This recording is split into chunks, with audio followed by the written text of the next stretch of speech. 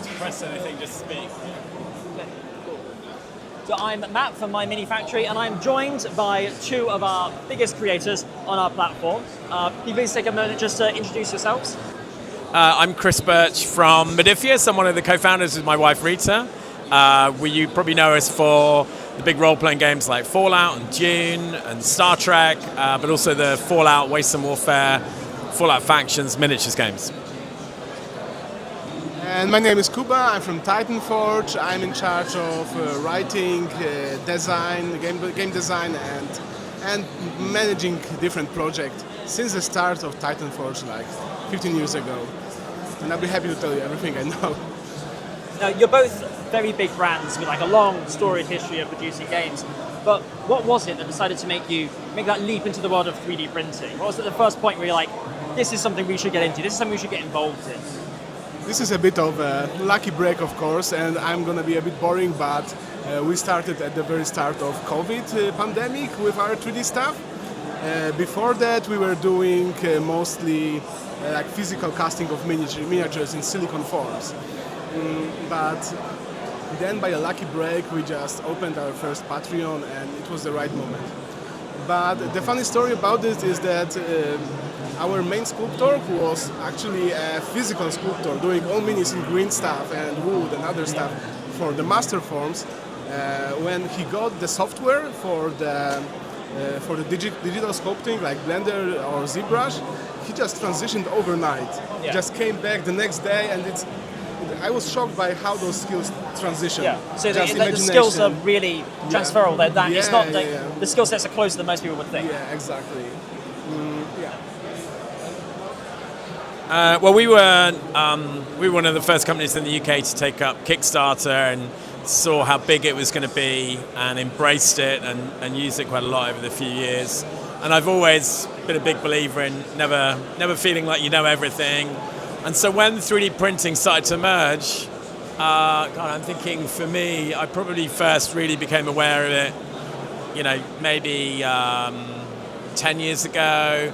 But it was more of a thing that you would use for mastering miniatures for production. So we would get our miniatures designs 3D printed to a very high resolution, very high quality, and very expensive to get them ready for our factory, because we make about 1 million parts a year in our resin factory in the UK. And obviously then things started to change. There was, a lot of people starting to make print files available. And so again, I was thinking there's something here, we can't ignore it. And when actually MyMiniFactory proved that, there was a business, there was a commercial case for taking 3D printing seriously. And so I was mucking around, I bought the printer, I wanted to throw the printer out the window several times. What was because the first one? Was it you straight with resin or FDM? It was a Creality 10S Pro, I think, the large format one. And of course, you watch 12 videos to figure out how to use it, dial it in, hoping that they're the videos for the version you got, and I got that wrong. Yeah.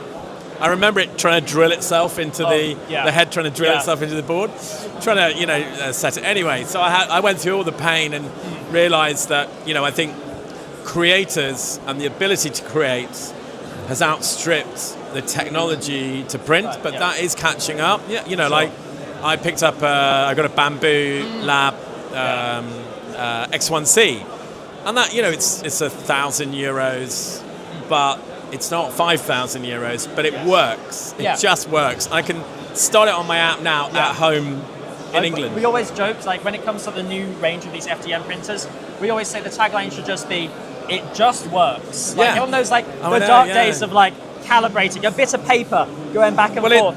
I haven't done that in years. Yeah, I don't want to be an engineer. Yeah. I want to play with toy soldiers. Yes. And I think that's the, for the people, the average person, and I count myself as I'm not a 3D printing expert. I don't want to have to watch loads of videos. I don't mind, but that's because I'm interested. But I think the average person is just like, it's like a color printer. How many times have we wanted to throw a printer out the window? Yeah. I don't want to become a color printer expert. Yes. I just want a printer to print my rule book. Just want it to work, and so I can take it off. So I think that's what a lot of the companies are waiting for, is for that technology to catch up where a lot of people, I think the secret will be when Canon or Brother start making a mass market 3D printer that just works. Yeah. And also the Bamboo Lab, I think, are very advanced. But it's, and for an affordable price. Yeah. But, we took it seriously. We were like, right, we're going to put the Fallout scenery for our war game into it. We haven't put any of the miniatures in yet. And then we started with, I think we were the first licensed range on MyMiniFactory. Yeah. And then other companies, it's been great seeing other companies following. We've been telling people, you've got to look at this. It's a big change, and it will change. I think there's nothing like, resin miniatures have a place, but it's also like metal miniatures had a place. There's certain people who will die, they will go to the grave with their love for metal miniatures. Yeah. So, there's a place for everything. But the great thing with like FDM, I can print the terrain I want. Yes. And when I want it, and I can get really quirky stuff that probably isn't commercial enough for someone to make. Yes. But it's too big to make. You couldn't make it in resin. So that's really interesting how, and that's why I've tried to get close to it, and, why I'm here, why I'm always involved in 3D printing and always encouraging creators, because I think there's such an amazing opportunity for creators, and we're doing some projects. We've worked with Titan Forge with one of our lines, doing more STLs, and I'm interested in how things are going to change over the next few years. So that's fine. I've got my hand. Okay. You can add a little bit here also.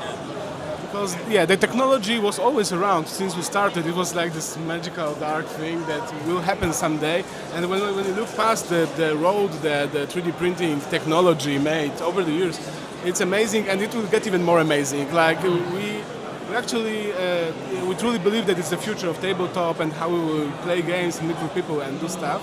Our first 3D printer, I think it was made for dentistical dentures or something. Yeah. It was huge, and I think we still have it somewhere in our warehouse just as a souvenir of these times.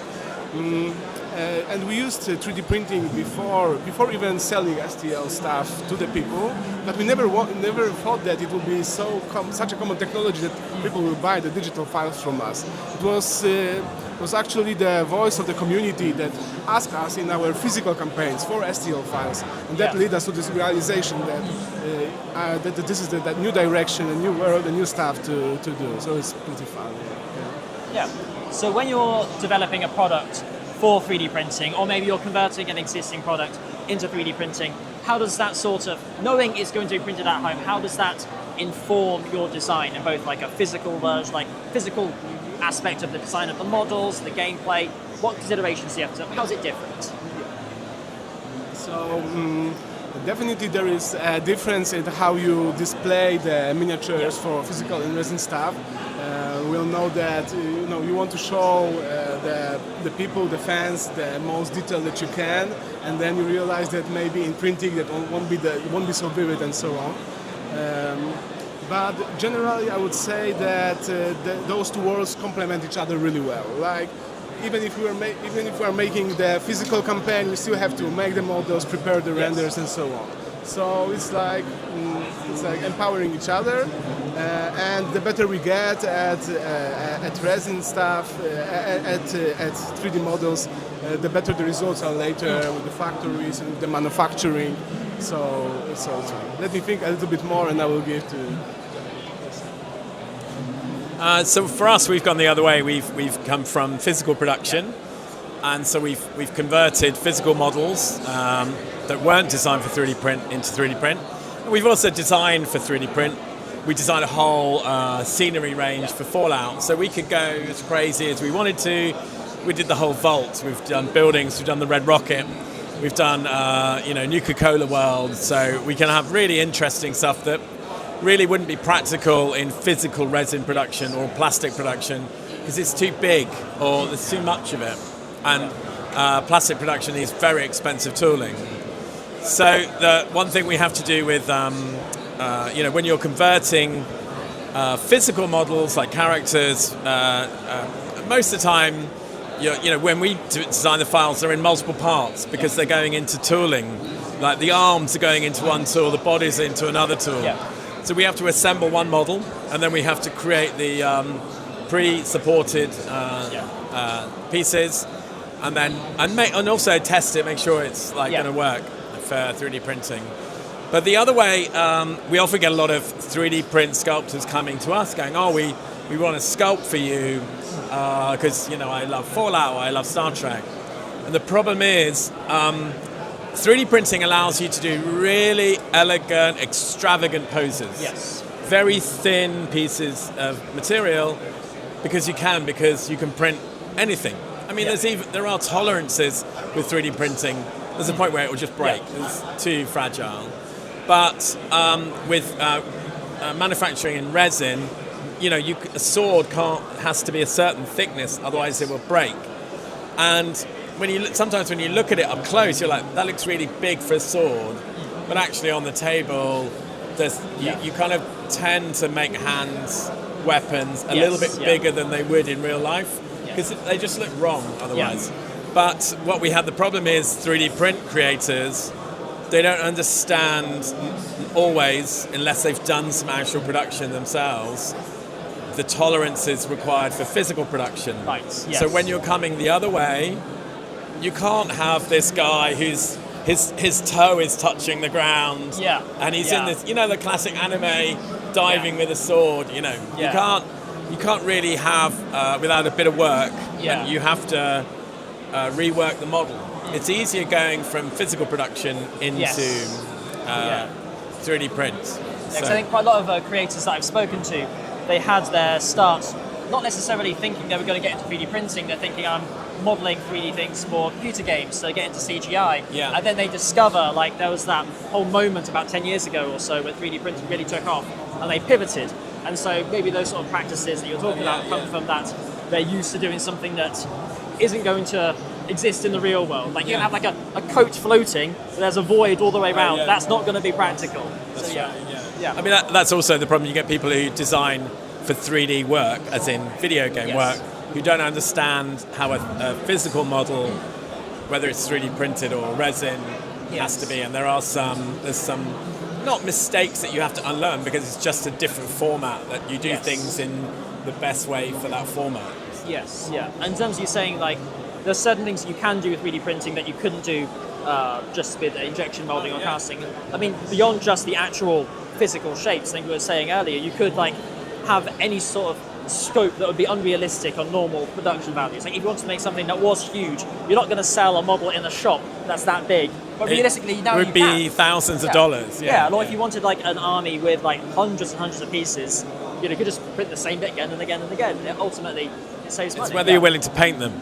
Well, yes, and if you want to actually print all of them as well. I know quite a few people are guilty of just hoarding the files and not actually. But then again, that's a good thing, because if you have this whole range but you only want like a quarter of the sets, you don't have to own all of them and put it in a box somewhere. You can just print those stuff that you want. I mean, and also the thing is, start small. That's why skirmish games are quite good, because maybe you only need 3, 5, 10 models. So you print your favorite models, start using them.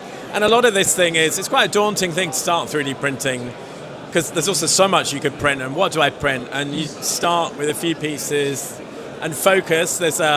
We had this conversation earlier about, you can print everything, so this spaceship, and then this tank, and then this castle, but you can end up with so much junk that you can't use together. So it's really important to focus on, I'm going to print this whole beautiful fantasy table, all the stuff I need, get really excited about that, and then next you can move on to a sci-fi table. But there is this temptation to just print everything and like, I can print all the stuff I've got, but then you don't have anything, it's all too varied. Yes, and I think like the pile of shame has almost moved a step back. Like, I have stuff that like I want to paint, then there's stuff that I've printed, and I literally last week had to have a clear out of all my 3D printed stuff and be like, I am never going to paint these. But it's just so addictive. It's just, you see something like, I need to print that. I need to take it out the screen and hold it in my hands. Sure, I don't think I have anything to add. That's fine. The production stuff, So we can get to most of it. Sure. So when you made this transition, obviously you're both working with MyMiniFactory, obviously. Why MyMiniFactory? How did that sort of partnership start? How did it sort of come to be?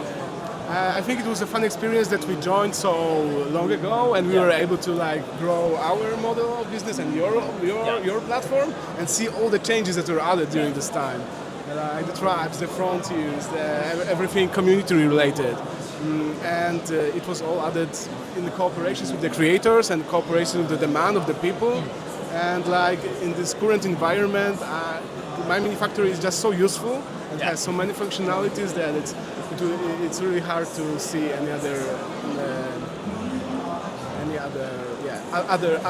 anyone else in this area doing such a great job.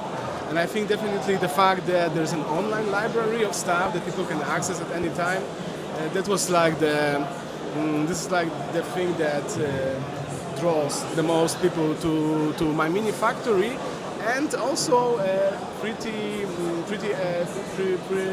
good thing that others that if someone was to, for example, change the platform to some other things, store the models elsewhere, they wouldn't be able to access their library again. So, so of course, MyMiniFactory was always very supportive of all creators, and we are happy to also work with you. But we see that there are tons of other peoples that you have the time for and the ear for to make their experience the best.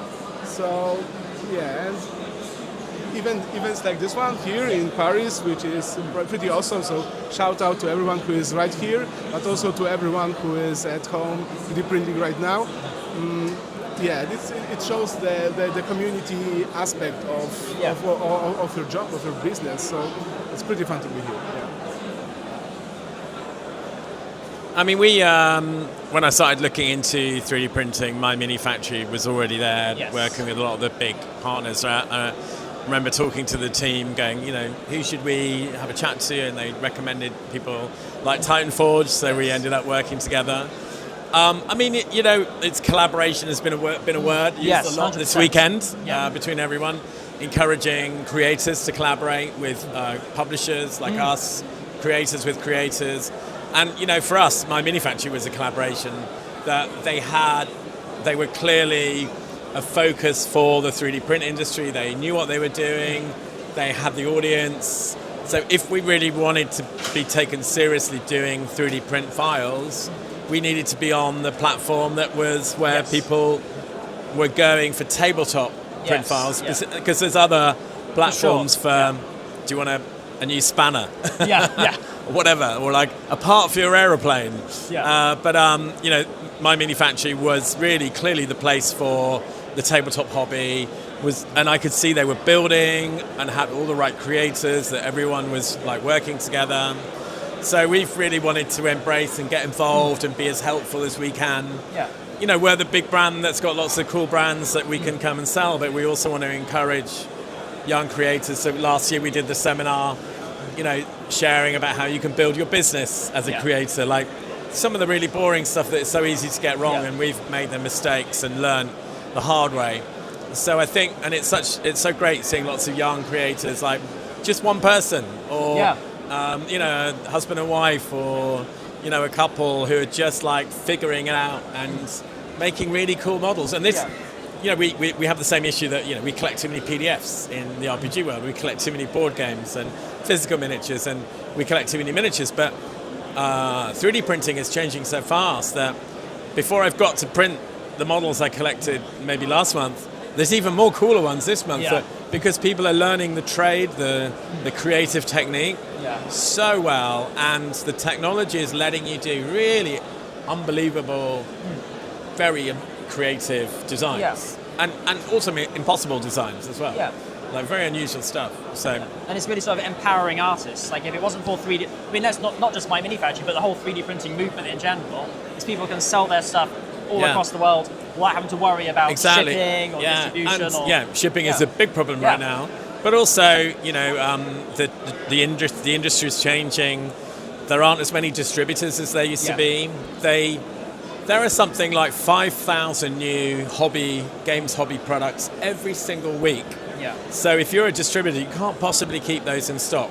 If you're a retailer, you can't possibly keep all of them in stock. So you can only stock what you like, what your customers are asking for. So and also, when you sell through distribution and retail, you get very little margin, maybe 33% of the retail price. So that's why big publishers, you have to sell hundreds and thousands of products to make money. But for a creator, they can sell to everyone around the world. Yeah. Anyone who's got a 3D printer. And as we said, the more easy those printers get, if they just work, that's when you can transform a husband and wife creator partnership into a big player. So. Yeah, and also like another thing that jumps to mind is the whole games that are maybe no longer in print anymore. Yeah. They can just live for evergreen on platforms like this, which is great. Yeah, which is what we're doing for some of our stuff. It's like maybe it's not worth keeping it in resin, because to do resin, you want to do at least 1,000 sets really. So if we can offer it in 3D print and 3D print on demand, then you've got lots more options for people, and it's more accessible. They don't have to, they can print at home. So we've talked about collaboration quite a bit already, but Titanforge and Modiphius have collaborated in the past, am I right? Yes. Tell us a little bit more about that. So we have a procedural war game called 5 Parsecs from Home. Yeah. It's a kind of light RPG. It's a book. If you like it's a solo co-op war game. Okay. And in it, you create a little team of 6 characters with some random backgrounds, and then you play a battle, and the battles are procedurally or randomly created, and then you go to the town and you do a campaign turn, and in the campaign, you do one thing per crew member. So you look for a job, or you try and do some trade and make money. You train and raise one of your attributes. And the beauty of the game is it's very much like it's a book. You can use any miniatures you've got. So I can use 40k figures. I can use Star Wars figures. I can use some random sci-fi miniatures I printed or found in a shop. Anything you like. It's my world. We don't say it's this type of world. It's very broad. But of course, it's always nice to do some interesting figures. And we got talking with the the guys and Titanforge, and said, maybe it'd be fun to do some of the crews, and we've actually got artwork, and so as a fun tie-in, we did the characters from our artwork, and then we did some of the monsters, some of the enemies, and so we did this tie-in with Cyberforge one. If you want to talk a little bit about it. The collabs like this one, making miniatures for other creators, is like going a little bit into their world. So it requires the secret to a good collaboration is actual collaboration. I think it's a little lame, but I think that's true. That you share this passion and you actually care about giving the fans the things that they saw, like the expectations, to make them real. I haven't played the 5 Parsecs, but I helped Cyberforge a little bit with marketing around it, and I could see the reception of the people that it was really great.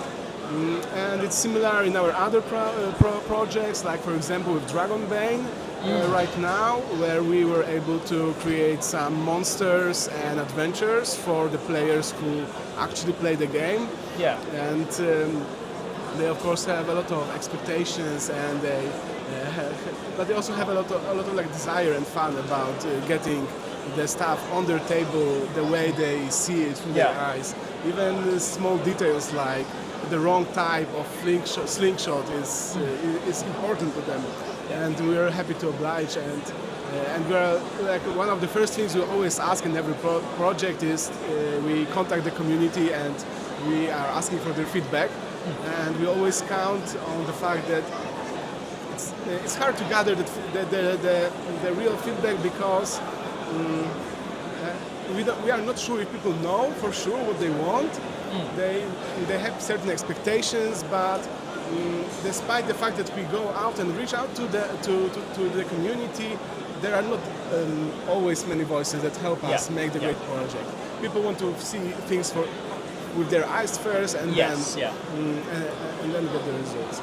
But with Dragonbane, we went a little bit further and not only create the likeness of the actual miniatures from their books, but also all the materials related to this campaign, like in the boxes, including the little booklets. Like we're using all the same art so that it all lines up and is in the same world, which is I think is pretty cool. Yeah, and I think so, like you were saying, you can get feedback from your community, from your customers, and they've got the whole collaboration.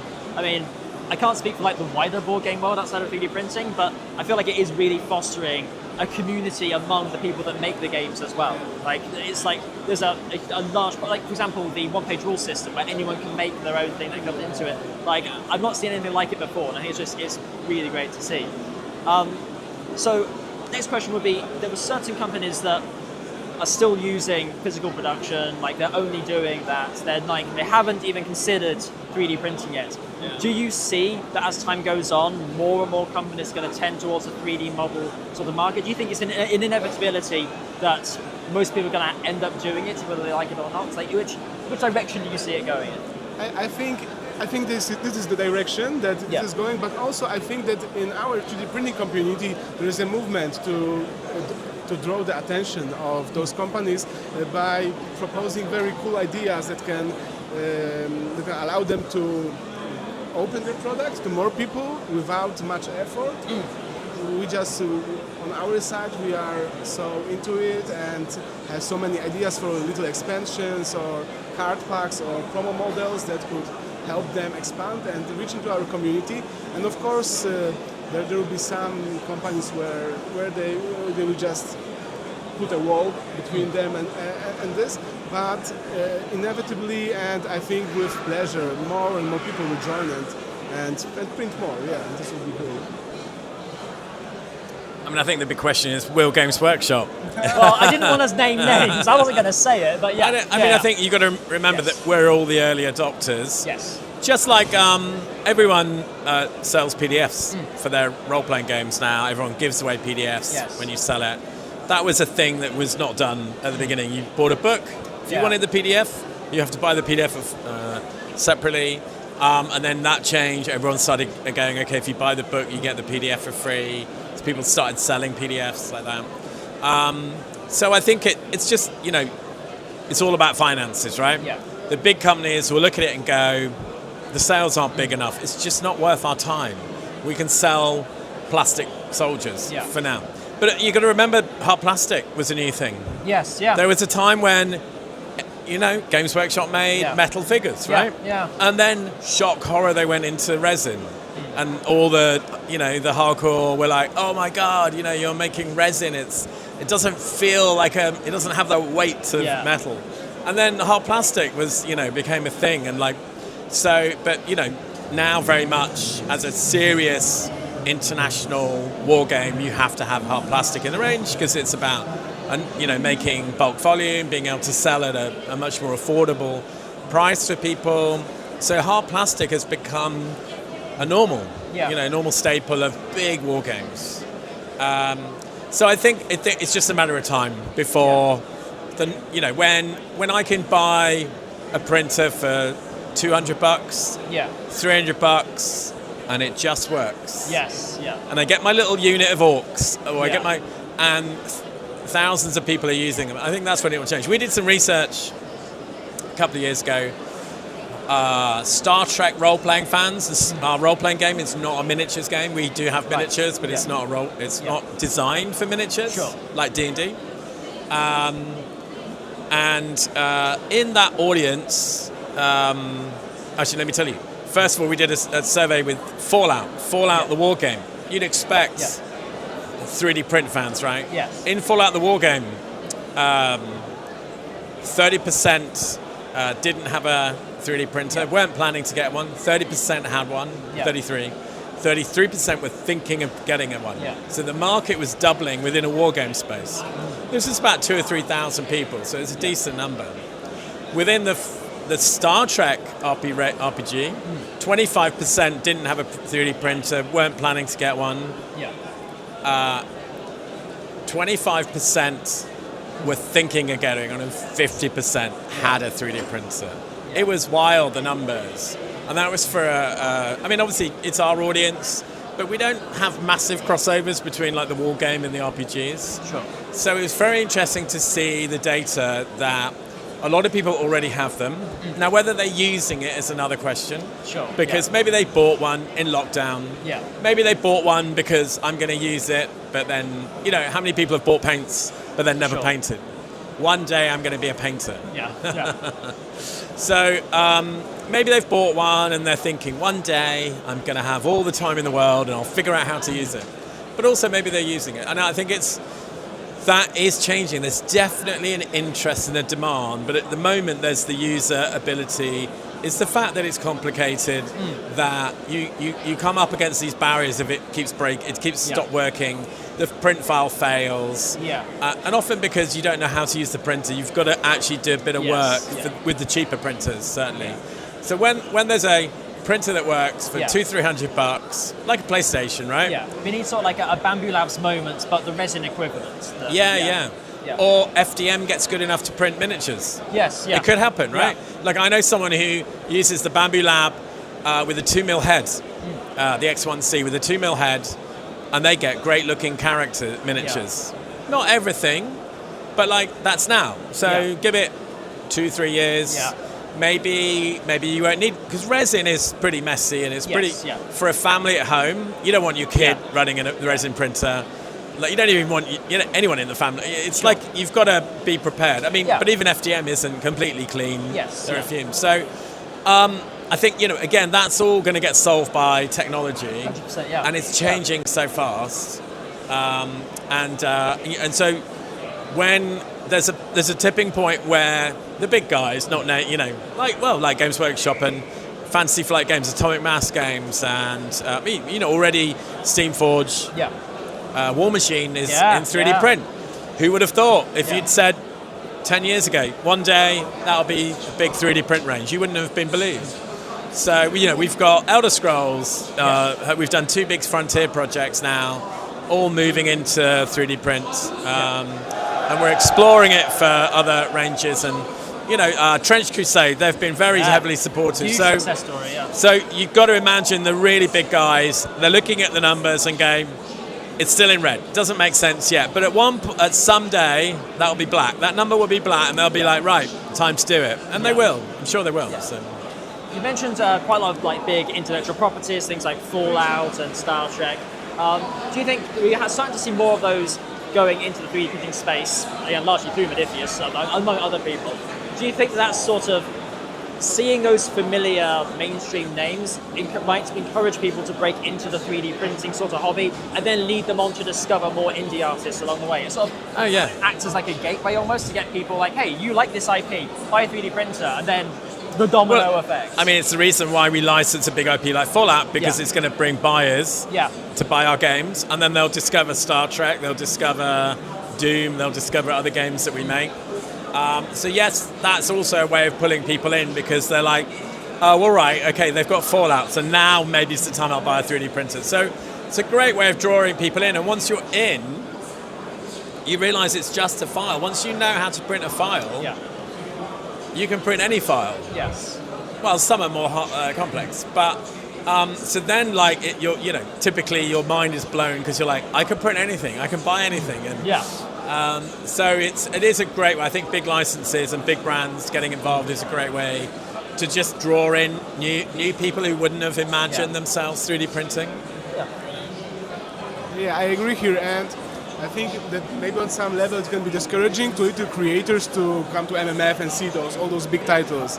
But it's the other way around, actually. The more people come around, the more people will dive into it. They will browse through all the categories, see other stuff, and I was wondering a little bit earlier about how little brands become larger brands, and we were talking if like a husband and wife or one person, if they can become a larger company and sell products, actually physical stuff later.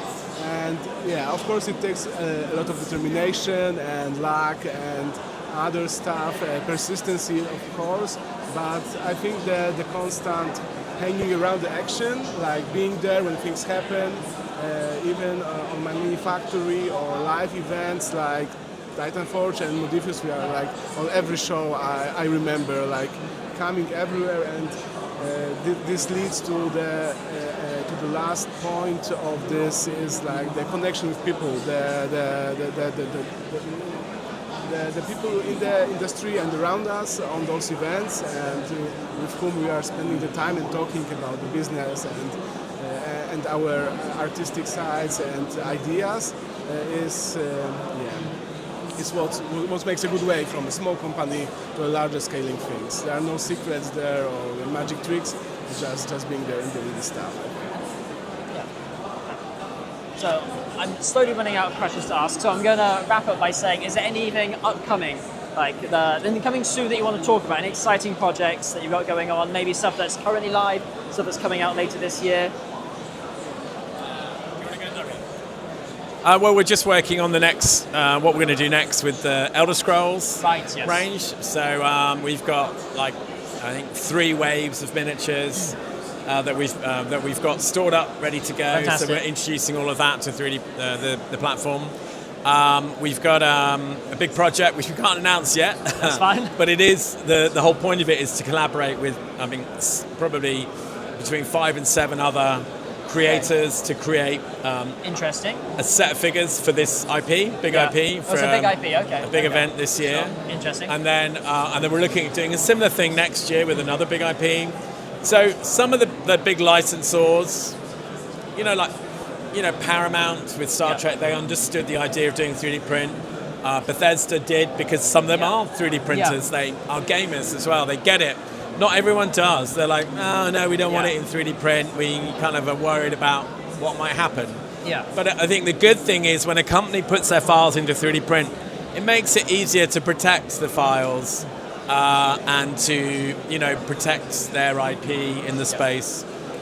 Because there are a lot of people pirating designs, and we have to try and help them protect that their IP. So it's a good thing for people to start building their game world or their IP in the 3D printing community, and also because people want the real thing.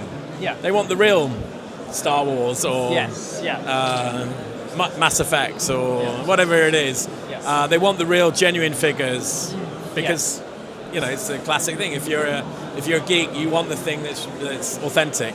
Yeah, for sure. It's that whole collector. Yeah. At Titanforge, I feel like last year we have been doing many collaborations. We have finished our EVE Online board game, then we did the Dragonbane RPG, and now we're working with Paizo printables to get some Pathfinder stuff. And I feel like we are all doing this to actually focus on our own IPs this year. So we will have definitely coming more Bloodfields and more Grid Wars. Those are our wargaming systems. Because, as you may know, from MyMiniFactory we have tons of miniatures, and at some point we have decided that we have to turn those miniatures into a solid, proper war game. And this is why we have 2 different settings, fantasy and science fiction, or more cyberpunk, that we really want to release this year or at the beginning of the next one. And it is also a little betrayal to the STL staff, because all the stuff used to be focused on 3D printing, like fully 3D printable, and we saw how many people liked those systems, and we wanted to open it a little to more of a board gaming crowd. So these 2 projects will now be like boxed products that you can find on the shelf, that everything is inside, all tokens or measuring materials, even terrain is coming in one single building and just open and play. So this will be pretty fun. Well, thank you very much for taking the time to chat to us. Look forward to seeing what's next, and enjoy the rest of the convention. Thank you very much. Thank you.